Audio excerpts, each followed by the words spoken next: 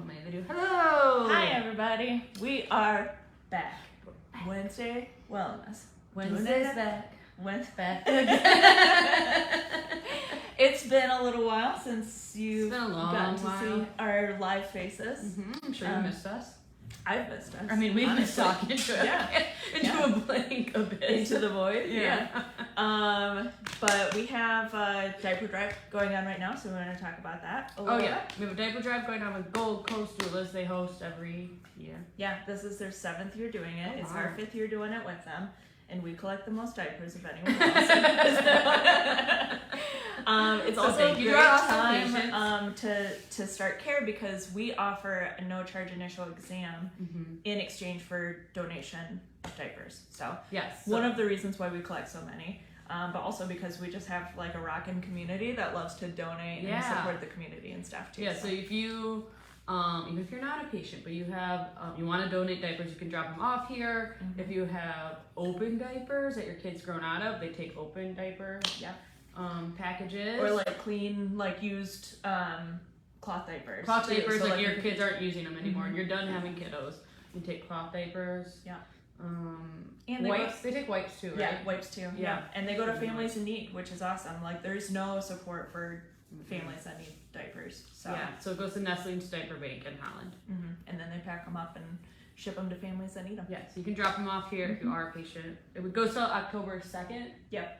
What is that day? A Monday? A Friday? I think October 2nd is technically a Sunday. So the 3rd is when they'll be picking them up, probably in our office. So drop off some diapers, and then like Annie said, it's a great time to start care if you were thinking about you or a friend or a kiddo or your husband or whoever. That hey, we've been wanting to do this. You get your new patient exam at no charge. Yeah, and then diaper donation. It's like no risk. Like come and talk to us, ask us all your questions, see what your scans look like. See if we can help. See what we recommend. And then go from there. Speaking of kids, we're like. Full blown back to school season now. Yeah, it's been what, a month probably since kids have been back to school? Yeah. So what we want to talk about today is like challenges that we see kids have in school. You're probably just starting to notice now that we're getting into like parent teacher conferences and stuff like that. Is that happening already? I think it's gonna come up pretty soon. I think it's kind of like mid-October. But if your kid or you're hearing from kids' teachers, like kid has a hard time like calming down at school, if they're like super antsy, can't sit still, can't focus, if they're having trouble with that kind of stuff, a lot of times we see that as a sign that they are super stressed out and that stress is stuck on in their body. So that's why we in their nervous system. It's in their nervous system. Yep, exactly. So that's why we titled this one School Stress Stuck On. Yeah. So we have, like, just a reminder, we've gone through this a couple of times in videos, but there's two sides to our nervous system, our autonomic nervous system. What is this? Wait, hang on. Wait, this is sticking perfectly straight out. Okay, sorry. Static electricity. Okay, great. It's your stress. Stuck on. Stress stuck on. Okay, two parts of the nervous system, go. Yep, okay, so autonomic nervous system means all the automatic stuff that happens in our body. So this is looking at whether we're able to digest our food, or fall asleep at night, or recover, or rebuild our tissues. Poop. So poop, all that stuff. There's parasympathetic side, which is like our calming, rest, digest. Growth, repair. Rest, growth, digest, repair. Growth, That's repair. the vagus nerve. And then we have the sympathetic side of the nervous system, which is stress. Stress stuck on. And so how that shows up in kids is inability to sit still, inability to fall asleep or sleep through the night, or night terrors, inability to digest their food. I mean, kids that like are super picky eaters or aren't pooping, or constipation. Or we see it as kids who are like so wired throughout the day that they come home after school and are just crash, right? Or like my nephew who just like laughs uncontrollably like when he's super stressed out and then just crashes at the end of the night and stuff. So lots of things, lots of signs. And then you're like, okay, well, why is my kid, like, how does your kid get pushed into like sympathetics, overdrive, stress stuck on? I mean, that can start in utero. Starts from the birth process. If mom has a stressful pregnancy. Stressful pregnancy, create a stressful baby, and then that stressful baby maybe is colicky. They just see colic, and everyone thinks that's normal, and then they go, that goes away. They got better. They grow out of it. And that just changes to like ear infections, and maybe being sick. Or if your kid's sick all the time, this is another one that your system's really stuck in the sympathetic side. They can't like clear out cold. They get everything. so ear infections, getting sick, that then can go to these sensory issues, these fidgeting issues. Like, yes, kids have energy, but there is a difference. Like, you see it differently when a kid can't sit, listen. Especially when they're in school age. Yeah. Yes. Yeah. So we or like having tantrums all the time. You know. Oh yeah, the tantrums. When I'm stressed out, I have tantrums too. Like, me too. I get it. Don't we all? Yeah. So but I'm not so tantrums, especially when they can't like recover from a tantrum, because we see kids for that. Yeah. You know that topic. It's the like going until they're exhausted too. I feel like it's kind of that big. Yeah. It's like your body can't be in that stress stuck out state and that growth, repair, heal state at the same time. Yeah. So another thing we see is like either delays in like speech or development, or even like growth. Like sometimes kiddos aren't hitting their growth metrics and stuff because their body's still like just trying to survive. So they're in a survival state. Yeah, for sure. Exactly. So if that's happening with your kid, what do we do? We do some cool scans here that actually give us like a look into the nervous system to tell us like, hey, do they have this stuck on sympathetic pattern that's like subluxated? Yeah, and we have like 3 different ways to look at that, but it all builds a picture of like, how well is brain regulating what's going on in the body?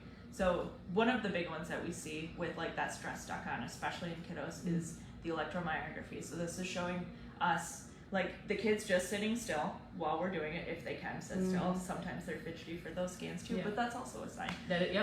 As we're doing those scans, this one is just looking at the electrical activity of the muscles as we move up their back. If they are expending crazy amounts of energy while they're just sitting still, their brain is like, it's like Metallica full blast going on in their brain constantly. So it's just like bam, bam, bam. Their brain has so it's like no busy idea brain how to equals regulate. like busy body. Yeah, exactly. Right? Yeah. And like I said, fidgety kids during the scans and stuff. It's just like way too much information going to the brain just from their muscles of their body that they can't even like focus on. Yeah. How would you be able to focus on learning your ABCs or colors or anything like that? Right.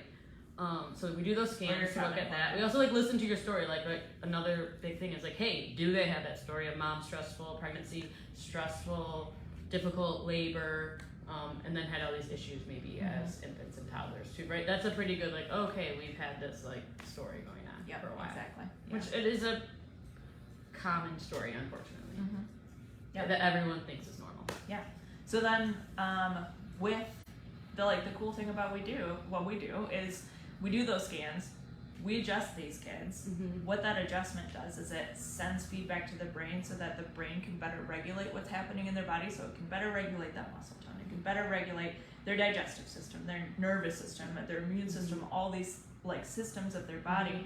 And then we do a follow-up scan to make sure that those neurological changes are happening. Yeah, which is freaking cool. Yeah, we're doing those adjustments, and it's like breaking that stuck pattern they have been in probably since birth. It's tapping the brakes for the first time in their life. These kids are like so gas pedal all the time. They can't even like slow down. Yeah, so we have a cool example of that Dr. Annie has seen this kiddo. Yeah, so this was, so we did, here, I'll bring it close to the camera here. So this was his initial EMG scan. So this is the muscle scan that we were talking about. I don't have to tell you what doesn't look great. what colors mean. Yeah, I mean, white means it's within normal range. So he's got like maybe a little white right there and a little white at the bottom here, but everything else, tons of colors. Which is black is bad. Black is rough, like that's extreme muscle use and fatigue and just all that stuff. So you can see this pattern scan right here where these white lines are. That's what would be considered a normal muscle range for an individual. How old is this kiddo too? He's 8. 8, okay. Yep. So his initial pattern scan was all over the board. His body had no idea what was going on. Total energy, this should be around 100, was 621. Oh my gosh. His pattern was 20%, which is how close it is to this like white line here. And then symmetry was 42.2. So symmetry is like, the difference between each side. So I recommended twice a week for 6 weeks for this family. And I was like, we're going to rescan and just like see where we need to go from there. But I want to see what this initial phase of care does for you. And this was his re-scan EMG that we just did a couple of days ago, or like a week ago. It's amazing. Yeah. From this to this, like, what do you think this kid is like now, like just so much calmer at home, can like focus and pay attention, sleeps better at night. Oh, and his total energy went down from 600 to 180. Yeah. That's amazing. So that like go, like just being able to like hit the brake pedal a little bit, like his body doesn't have to expend as much energy. He doesn't have to like go until he crashes and falls asleep at night. Yeah, his pattern went to 71.8 from 20%, and then symmetry was 63.2. So, I mean, there's still a lot of colors in there, but like the amplitude of these bars is completely different, and like there's still work that needs to be done. Yeah, and I think it should be noted that also, like, this wasn't their first stop. He does a lot of therapies, right? And like change the diet, add these supplements, do these things. They've done so much, which has helped. Yeah, they drive all over. They drive to Chicago to do. I mean, and they drive from what, Big Rapids? Nutrition. They drive from Big Rapids. So, yeah, all that stuff has helped, but obviously there's still a lot. Like, we always say, like, yes, do those things, but get the chiropractic care, because if your nervous system isn't functioning well, none of that stuff is going to help as well as how much stuff. Do you think like OT and PT helps here versus here? Like, I mean, or even like changing your diet. Like, you can't even like digest food well there. Exactly. If his body can't process stuff, it's not even absorbing the nutrients. Exactly. Yep. If maybe it's less inflamed from like eliminating dairy or something, but and all the dyes and everything. There's nothing. I mean, there's nothing wrong with any of that but stuff, it still it all helps. But chiropractic care helps all those things work better too. So it's important. It's so important what we do. Yeah. So if you have a kiddo like this, even if you have the healthiest kiddo, it's still gonna help them. But man, if you have a kiddo that's having a hard time at school, like that's so stressful. Get them in during the diaper drive. It's a great time to do that. And that's stressful on everybody too. Oh yeah, super stressful on mom. It's stressful on parents. Stress makes the whole household stressful. So get everybody in. Get your whole family. Everyone's yeah. That's key message. Key message. Get your whole family in. Yeah. On that note, though, Rachel and I are going to be gone next. On that note, we're going to be gone next week. We will just halfway. So we're doing a half day Thursday, and then Friday we're going to be gone. We're going to Atlanta for a seminar, actually to learn more about this stuff, because we just can't stop learning enough about it. We just love it. We're going to do even more in-depth training for pediatric chiropractic. Bring it all to this world and bring it all to you. So we'll be super smart, even smarter. Ask us all the questions. Yep. And we'll do more Wednesday wellnesses so we can talk about it more. Talk about it more. Yeah, because it's super important, because so many kids struggle. I know, we've been busy and we've been bad about keeping our time blocked to do these. We just always put patients there. Yeah. It's a good problem. We gotta do better. Good problem to have. We'll be better. But we want to help more people. Okay. So first day of fall. Yep. Enjoy it. It's supposed to be cooler tomorrow. Yeah. It's the last 80-degree day. Hopefully. Yeah. Hopefully.